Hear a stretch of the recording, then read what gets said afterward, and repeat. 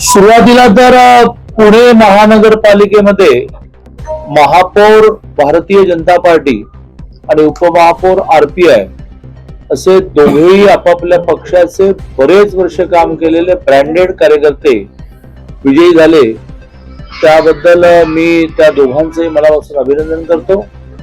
आजच इचलकरंजी नगरपालिकेची पण महापौर उपमहापौर होती, तिथे दोघेही भारतीय जनता पार्टीचे महापौर उपमहापौर बिनविरोध निवडून आले.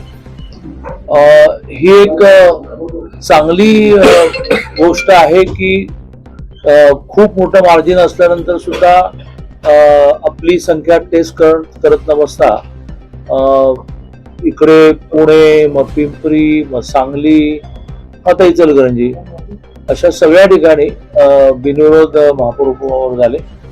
त्यामुळे त्या सगळ्यांचं मी अभिनंदन करतो. जिल्हा परिषद निवडणुकांची तुम्हाला उत्सुकता असेल, परंतु अजून एक तासभर तरी चित्र स्पष्ट व्हायला जाईल. कारण जिल्हा परिषद निवडणुकांमध्ये जसं आता एक आमची शिरूरची माजी आमदार बाबुराव पाचरण्यांची सून 24 मतांनी पडली. रिकाउंटिंग मध्ये ते 24 काही बदललं नाही. इतक्या त्या काठावर जात असतात. मला कोल्हापूर जिल्ह्यातली जी प्रतिष्ठेची एड्राव नावाची सीट आहे, ती 1100 मताने पुढे कळलेपर्यंत आता रिपोर्ट आला की ती पडली. अजून एक तास जाईल.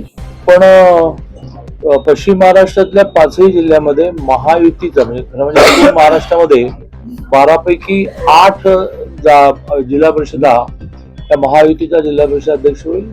बहुतांश ठिकाणी बीजेपीचा होईल, बीजेपीचा होईल, शिवसेनेचा होईल, राष्ट्रवादीचा होईल. 12 पैकी 8. आणि त्यामुळे जवळजवळ विरोधी पक्ष जे महाविकास आघाडी, त्याचं नगरपालिका नाही, महानगरपालिका नाही आणि आता जिल्हा परिषद नाही, अस्तित्वच राहिलं नाही.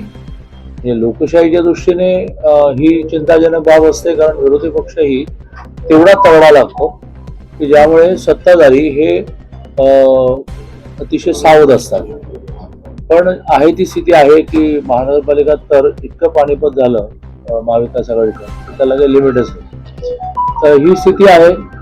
कोल्हापूर जिल्ह्यामध्ये एकूण 68 जागा असतात, त्याच्यामध्ये आत्ताच 30 जागा, त्या 10 बीजेपी, 10 एकनाथजींची शिवसेना आणि 10 अजितदादांची राष्ट्रवादी, असे 30 आल्याच आहेत. जनस्वराज्य जे नेहमी बरोबर असतं त्यांच्या 5 आल्यात माझ्या माहितीप्रमाणे, तिथे मेजॉरिटी आता झाली. इकडे सांगली जिल्ह्यामध्ये 16 बीजेपी, 5 राष्ट्रवादी आणि 7 शिवसेना, तिथेही मेजॉरिटी झाली. तर तिथे फक्त 61 असतात. पुण्यामध्ये एक तर काय झालं की स्वर्गीय अजितदादांच्या अचानक झाल्यामुळे आणि नुसते गेले नाहीत तर तो एक खूप मोठा धक्का होता. म्हणजे असे भेटले आणि गेले. तर त्यामुळे मान्य देवेंद्रजींनी आणि रवीजींनी म्हणजे आमचे अध्यक्ष आणि मान्य मुख्यमंत्री महोदयांनी निर्णय केला की आम्ही कोणतीही सभा घेणार नाही. त्याचा एक परिणाम स्वाभाविकपणे होतो, पण ते आपल्या संस्कृतीप्रमाणे बरोबरच होतं. पुणे जिल्ह्यामध्ये राष्ट्रवादी अजितदादा हे 1 वे आहे, 39 आहे. आम्ही 10 वर आहोत, शिवसेना 4 वर आहे. पण पुन्हा एकदा ते महायुती म्हणून जिल्हा परिषद अध्यक्ष येईल. बोला.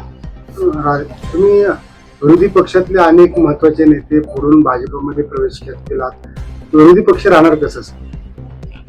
फोडून